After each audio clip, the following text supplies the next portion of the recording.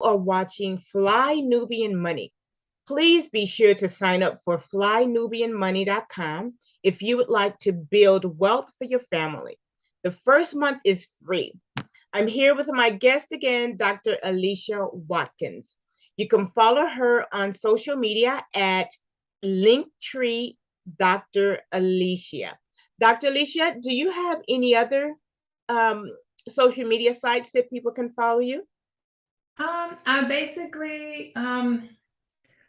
basically use Instagram. So you Okay. can find me on Instagram with Coaching with Dr. Alicia on Instagram. I do have a Facebook page, but I typically use that with work and just keeping up with friends and family. But my professional page is Okay. my Instagram page. Okay, great. So let me give a little bit of background on Dr. Alicia. So she is a full-time professor of social work and a licensed clinical therapist.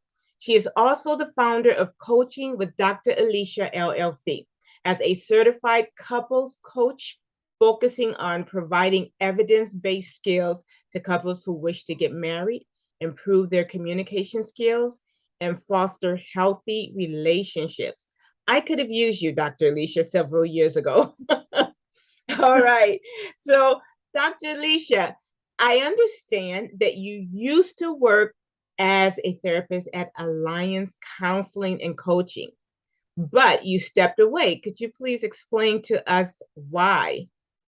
Well, yeah, well, I'll just start from the beginning, really. Okay. It has always been my dream to be a professor and teaching social work to students and training the next generation of therapists.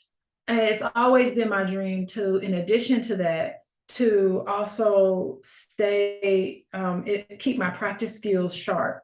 So what was interesting is that once I learned kind of the layout of how it works, you get a PhD, you're hired at a university. And so for many years, although I kept my license current, I was focusing on trying to get tenure and get, promoted to a more stable situation at my university. And I have been able to do that. And so I kept my license current. So I've always stayed on top of what was happening in terms of practice. And I reached out to a private practice after I came back from my Fulbright scholarship at Oh, nice. country of Could you Guyana. could you explain Fulbright in case there's some who don't understand, but that's very prestigious. Yeah, so it's always been my dream to be able to teach at another institution in another country. It was something that I wish I had done early on before I accumulated people, children, and responsibilities. And so the Fulbright organization, they give an opportunity for faculty members to who are skilled in a certain area to go to another country. That country will host you, and then you get to learn from them, and they get to learn from your expertise, and it's just a wonderful cultural exchange. And I have something I've always wanted to do, so I was able to do that with my family. Take my family. We lived Wow. in Guyana for 5 months, and I used a lot of my practice skills because I worked with mental health. I worked with women's issues. I also traveled to other places in the Caribbean to have conversations about stigma and mental health. And when I got back, I was hired as a part-time therapist at a private practice. And I just enjoyed, finally, after establishing myself in my institution, I enjoyed getting back into the clinical work. And as you know, my husband is Dr. Boyce, and Yes. he's always been in my ear talking about starting my own business. I was totally like, just to think about it, I was overwhelmed by the entire process, because where I have expertise in, my subject area expertise, Mm. learning about business and the intricacies of how to start a business, how to form an LLC. What do I do with social media? How do I convey information on on social media to the public in a Right. way that's different from what I'm used to at a university setting and even in my clinical work. So it was a big transition. And after a while, I got a little more comfortable and I did a whole bunch of other things, which I'm sure you'll talk to me about. And so once I started my own business and that my business got booming during the pandemic, I was able Mm, to terminate my position at the private practice because you soon kind of realize that when you're working for other people, I was helping them make money. Of course, I was getting the experience, but right. then it just triggered to me like, wow, I really could do this on my own. I didn't feel confident that I could do it on my own when I first began back into private practice, but I got the confidence eventually, and now I have my own private practice. It is something I've never looked back from, and I'm very happy I took the leap. I took the leap into putting myself in something that was really uncomfortable for me. Hmm. So I have two-part questions, and they're worlds apart. One, you said you always wanted to be a therapist. You always wanted to help. What was it that, I mean, did you ever think of any other career prior to this, or did you pretty much know? Because some people do. And the second, please talk about how the pandemic pushed you forward. Yeah, so interesting. Most people don't know this, but I'm the second generation therapist. My mom was a school teacher, but Hmm. eventually, at the end of her career, she just became a therapist and a counselor. Oh, Um, wow. Also, my dad is also a social worker too. And Okay. so I just grew up in a family environment that kind of cultivated being connected to your feelings. How does that make you feel? My parents had a huge impact on sparking my interest in human behavior and why people do the things that they do. It was always fascinating to me. It was always exciting. When I went to college, and then I saw, like, my dad was a college professor, and I saw how much freedom he had. I saw how much money he made, and he worked at a HBCU. Hmm. University. And so it was really nice. I'd go visit him in the summers. And he just seemed to just instill that in me, this love of learning, this interest in mentoring other people and students, and just having an impact on our society in that way. So it's something that it came about naturally. And it's just a fascination of mine. I just reading books and understanding there's always new theories and new ideas and new techniques that's been Hmm. fascinating to me. So that part was pretty exciting. During the pandemic, that was your second question. Yeah.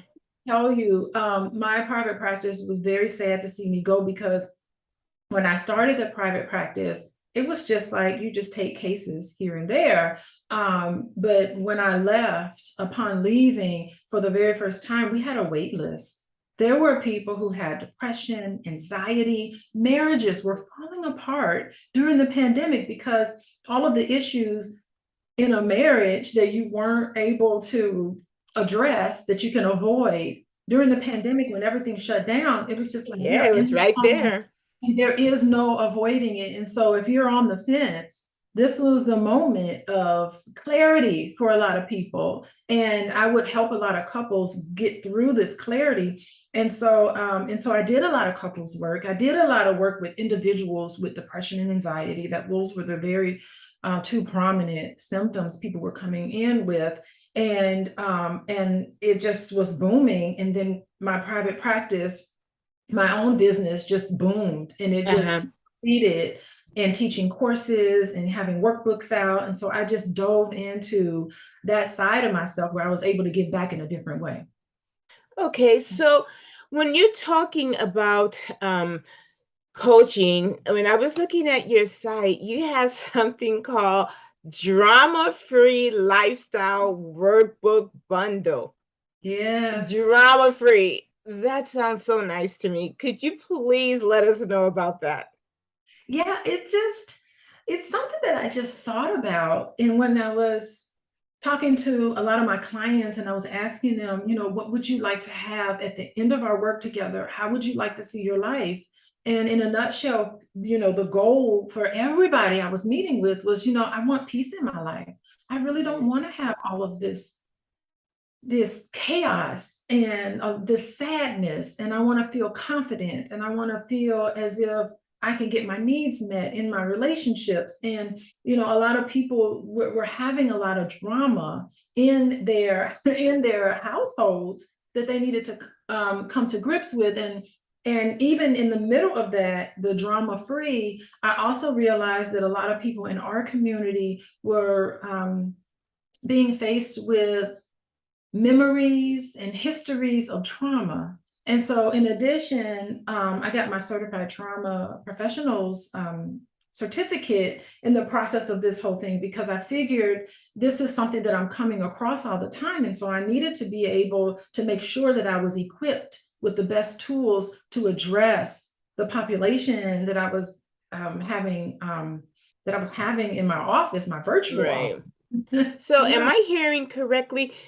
The pandemic and you boomed rather during the pandemic because people kind of had the time to stop and look at Mhm. themselves and say, either I want to go towards this, like you went towards opening your own business, I want to avoid this, or it's time for me to leave. And you happen to be at the right place. I really do think that everything happens in and unfolds in its own time. In due time, it will come for you. And there is no reason to rush things. You know, I Right. mean, think about it. My intention back when I was 20 something years old was to do exactly what I'm doing right now. I can't believe it. I wake up in the morning Wow. and I thought, wow, what was I thinking back then? I was prolific, but it's just, I just can't believe that I actually get paid to do this, to do this work. It's just unbelievable. And in my work, you know, I make it very clear to people, my job is to make sure that you don't need to see me anymore. I talk to Yeah. clients about this all the time. I said, it's really self-defeating. It's a termination. We need to get to the point where you don't need to pay me money anymore, right? And so let's hurry this along and let's dive in and do the work. So I'm very direct with my clients. That's how I am. I have to like tell them, you know, I'm going to Right. call for how I see it, because you can do better and your relationship is worth it. Mhm. So also, did you, because we as a people, we as Black people, typically therapy is no, no, no one talks about it. You go to church. So, did you find that people were ready, or were they coming to see you and a little hesitant and a little push and pull? Or were they like, you know what, I've had enough time to look at myself. I need help. Yeah, that's so interesting. I find that it's a generational gap. Some of the younger clients that I work Hmm. with, they're just like, I need a therapist right now. They talk to their friends. Oh, hold on, I gotta meet with my therapist. Oh, I gotta meet with my therapist. It's almost like That's a there's good a thing. stigma attached. It's a badge of honor to meet with their therapist. So I think that some of the generational thing is happening with the view of I need help as a strength. Now, I will say that for a lot of the 40 plus individuals, uh, you know, that sort of generation, they are a little hesitant to come in. And Hmm. because of that, I think they come in when it's too late. They Mm. come in after struggling for decades in their marriage, struggling for decades with anxiety and depression. And now they're starting to think, aha, maybe I need to come in and talk to someone to help me process all of these things happening to me. And, you know, my question, I'm just looking at histories of all of these trust violations and um, just some of the things that people do to each other when they're in a relationship with each other, and they kind of dealt with a lot of Yeah. this on their own, and they lived a way Yeah. that was unfulfilling. And you know, with a couple of sessions, 8 or 10 sessions, we cleared the air with a lot of things that could have been nipped in the bud had they come in a lot earlier. So I think 40 plus us, in the 40 plus, we can learn a lot from the younger generation about removing the stigma of saying that I need help. And I am seeing that happen a lot. So I'm happy to say that. Well, I have to say, not with you, but I remember back, um, really before this trend of, oh, I'm going to a therapist, I went to one during my divorce. Mhm. And, now a lot of my friends were European and it was common to them. But for me, it wasn't, but I found it so helpful. So what is your gratitude, or what is the gratitude you get when you see your clients are like, "Ah, okay, you're right. I am ready to go. You've helped me get through this." So how do you feel? What is your release for them, to them? Termination is beautiful. And I'm always very grateful that anybody would trust me enough to share with me things that they haven't shared with anybody else. And it speaks to, maybe something in me that helps to establish an atmosphere where they feel comfortable and non-judgmental, of course, about what they're going through. Everybody needs somebody that they can process all of these things with. And I think in our community, we used to have Big Mama. I used to talk about how Big Mama would be the one that would sit and listen and had all the secrets. And Big Mama would kind of patch you up and tell you it's going to be okay and give you Yeah, little, anecdotes here and there and lessons learned. And what I'm finding is that, especially a lot of young people, they don't have like that person in their family that they could go to for everything. I think that part is somewhat missing now. And so I feel kind of like the Big Mama of our community. And but I think it's what's good about it is that I'm trained. I'm trained. right. I was gonna say that Big Mama wasn't trained, Wasn't but trained. yeah, And actually, I encourage a lot of the youth to find a Big Mama, find somebody, because I don't want them to rely on me for the rest of their life. I want to give them the courage where they can have these in their natural environment. So I do spend a lot of time on establishing with all of my clients a positive support system, a system in place for them to cope and to deal right, with things. Because believe it or not, no life is problem free. Even the happiest people and the most satisfied people, you're always going to have problems. You're always going to have situations you need to deal with. There's always going to be some sort of angst or some sort of issue. right, You need to have a system in place in order for you to just process the stressors in our life. They're never ever going to go away. You need to be able to manage it. right, right. So I just want to mention one more time. My name is Madonna Brown. You're watching Fly Nubian Money. Please be sure to sign up for flynubianmoney.com if you would like to build wealth for your family. So the first month is free, folks. That's pretty special. And I am here with my guest, Dr. Alicia Watkins. And you can follow her on social media on Linktree, Dr. Alicia, and on Instagram. I was going to say IG, but let me say Instagram. And that is Coach. Again, on Instagram, you're a coach, Coaching with Dr. Alicia. coaching with No, Dr. no Alicia. bots in there. There's a lot of fake pages.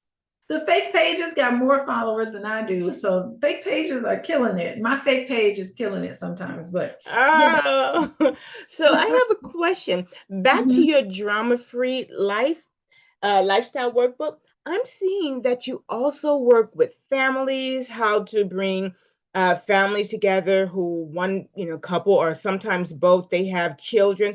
And so you have to kind of get the family together. So how does that workbook, how does that work for you to get the family to come together? Because sometimes it's not seamless.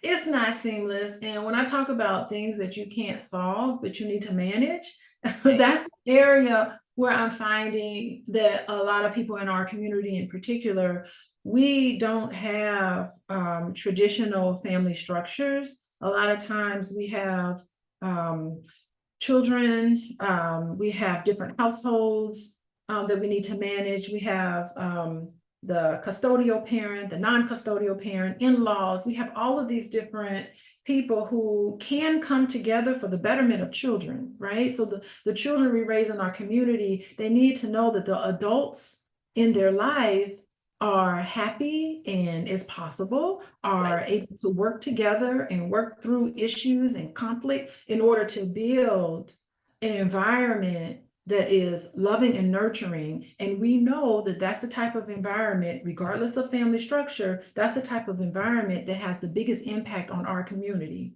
is making sure that Yes. children are raised in a place where they feel valued, they feel important, they feel loved. And a lot of that has to deal with the adults in their life being an adult, Mm. putting their differences aside and working for the betterment of the child. So that's the purpose of the drama-free family, is looking at how in-laws, the ex-partner, the bio partner and the bio mom and dad can work together so that all of us can have rules of engagement, a clear understanding of what are we going to do. And the interest, of course, is making this experience not embarrassing for the child, not something traumatic for the child, but to make sure they're growing up in a place that's loving.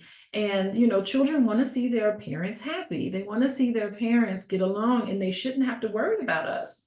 They should know that that we're okay and they're okay. And even if we're not okay, it doesn't have anything to do with them, because Right. kids internalize it. They think there's something wrong with them. And so that workbook is built for the betterment of the entire family, because I do think traditionally in the Black family, we rely heavily on not only just your immediate family, but extended family is important for us. And so that's where we all can work together. And I think it can be a beautiful situation for families to kind of manage. So that was the purpose of that workbook. I taught that class. So the workbook is a standalone workbook, but you can also enroll in the class. I taught that class with Dr. Boyce. We talked together. I was just about to ask you about that, but please finish and He then talks a I'll. lot about parental alienation, and I think it on some level it is intentional, but on other levels it could be unconscious. Some of the anger that you have toward the ex-partner can unintentionally, I won't say that people do it on purpose, but your comments that you make, how you approach, you know, your ex-partner has an impact on how the child sees their mom, or how the child sees their father. And, you know, think about what they hear, and you need to be cognizant of that, because if there's something wrong with my dad, I'm half of my dad, so there's something wrong with me.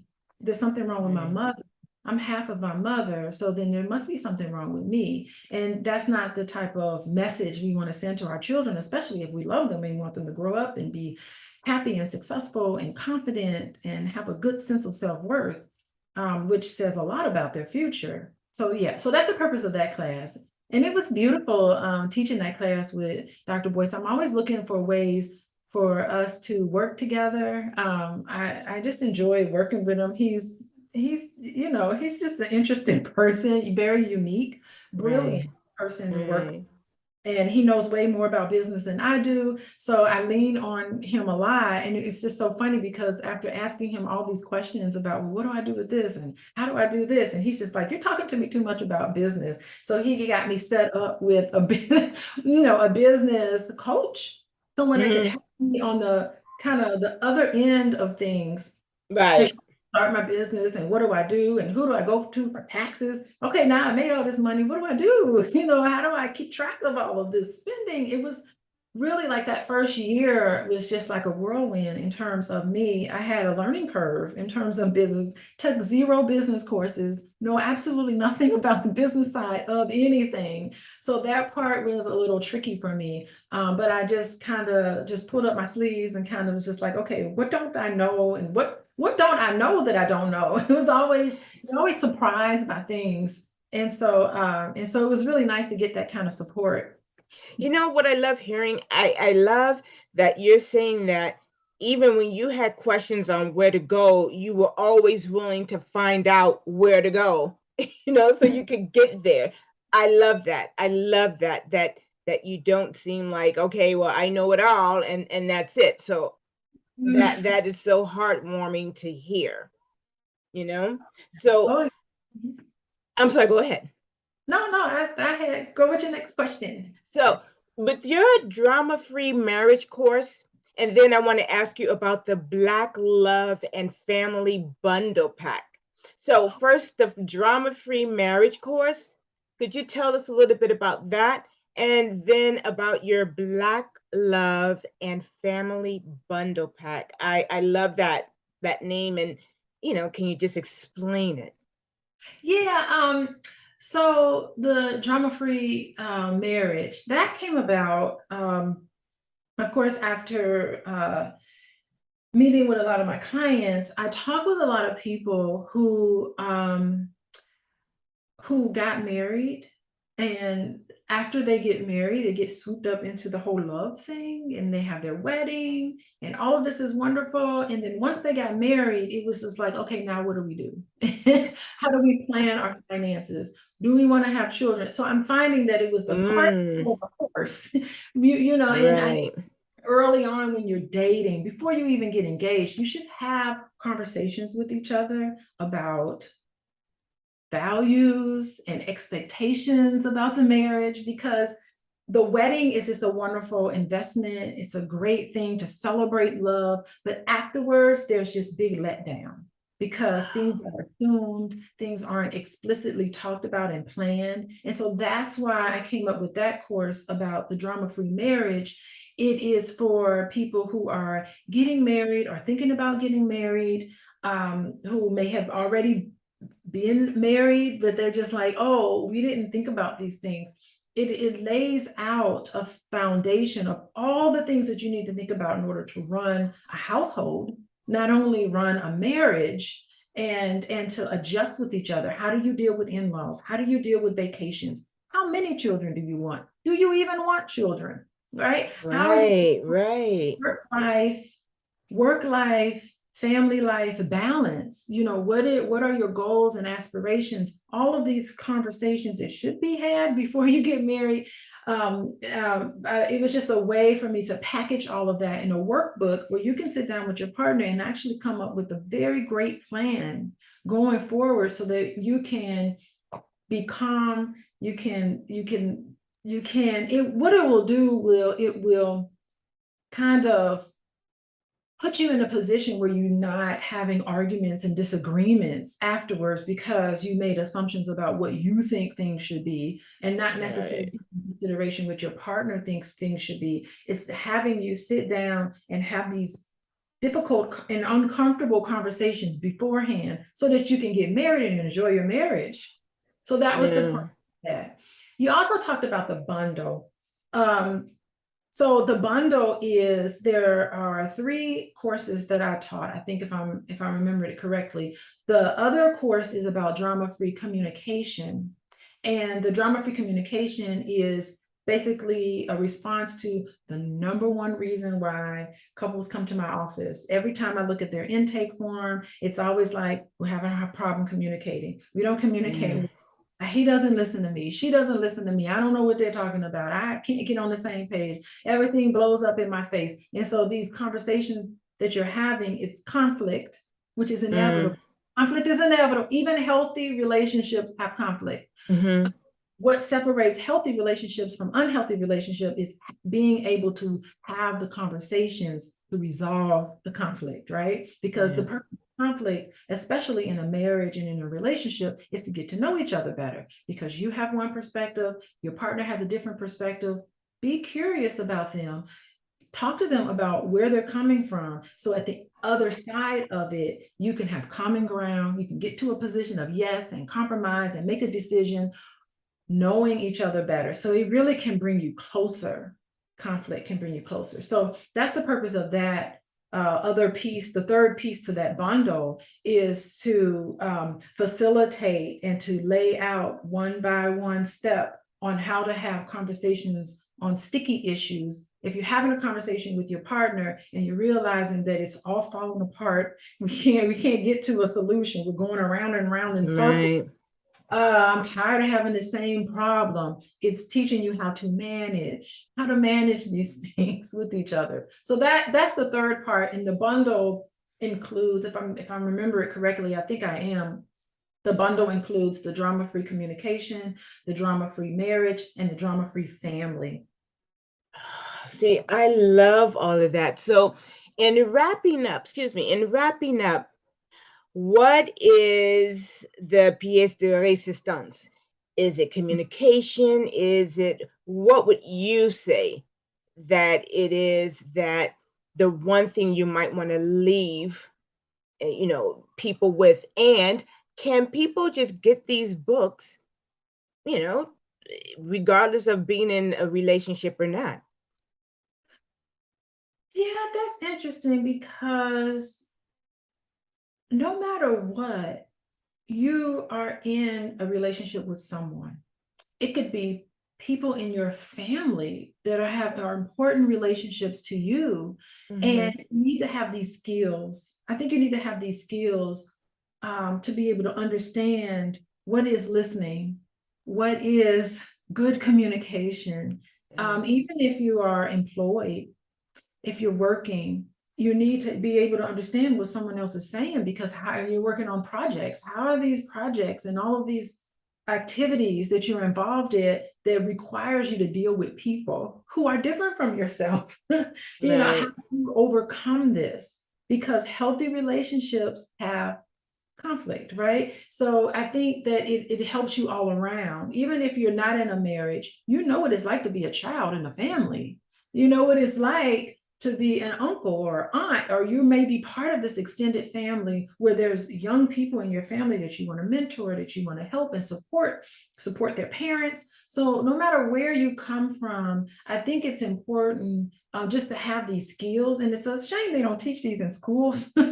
They don't teach these in regular settings. It's basically you learn what your parents showed you in the household, or the Right. people in the household. And oftentimes those are not the best examples, because we saw a lot of things fall apart. We saw a lot of things happen to us that shouldn't have happened to us. We saw a lot of things that should have happened to us that didn't. And so we're Right. carrying that with us, all of us, myself included. I'm sure you, Madonna, if I got to Of know you, course. we I all, don't have that golden shield in front of me, so yes. yeah, we all have things in our childhood. All of us do. We always, I'm a parent. I know I get it wrong sometimes. And I try my best, but all of us have our own issues and our own baggage. And I think it's never too early and never too late, by the way, never too early to try to dive into that. Now, Mhm. you asked about what I would leave people with in terms of relationships. I would say that to create a healthy relationship with the people that are important to you, I think it's important to, number one, figure out who's important to you. Who are the people in your life that's important? Right. With Right. those people, it's important to be available to them when they need you. It's important to be responsive to them, to be available and to be responsive and to be empathetic.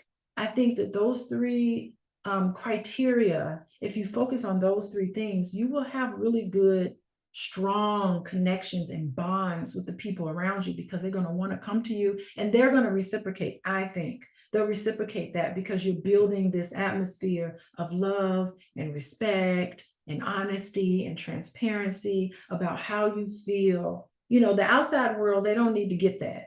But the people who are important to you, they need to get that, because that's how you foster and you build these positive relationships. And having a positive relationships in your life, ones that are healthy and not toxic, where you're not Right. tearing each other down, where you're building each other up, that has an impact on every area of your life.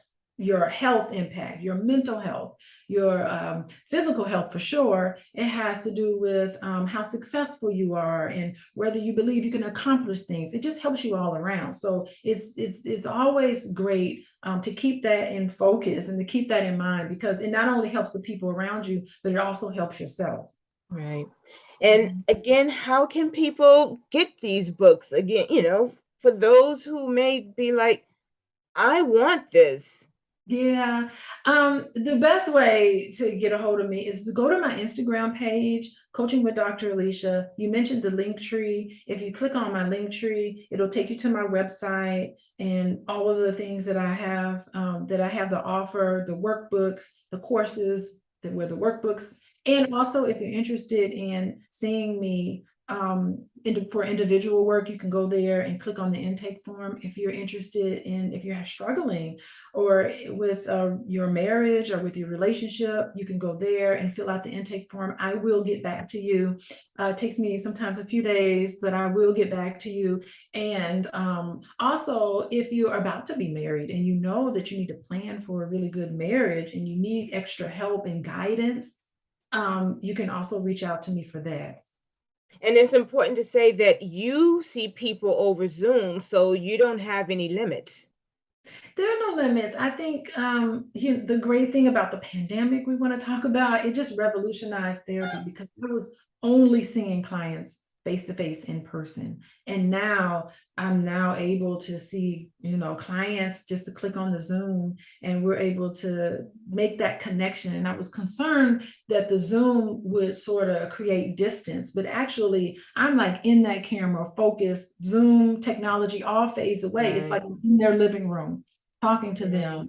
And I've gotten very, very much accustomed to the Zoom world.